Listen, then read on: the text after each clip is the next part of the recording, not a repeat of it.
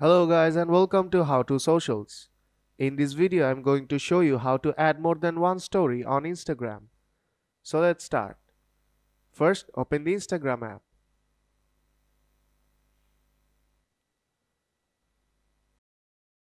Now tap on the camera icon on top left corner to add a story.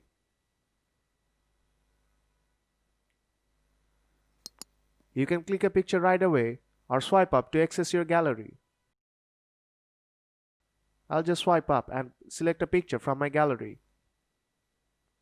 Now tap on Send to on bottom right corner and tap Share. And the picture is added to your story.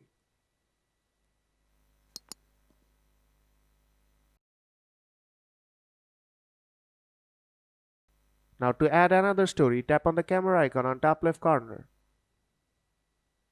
I'll select another picture from my gallery.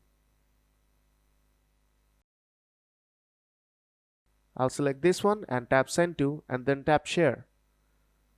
And that's how you can add multiple stories on Instagram. So if this video helped you out, then don't forget to leave a like. And see you in the next tutorial.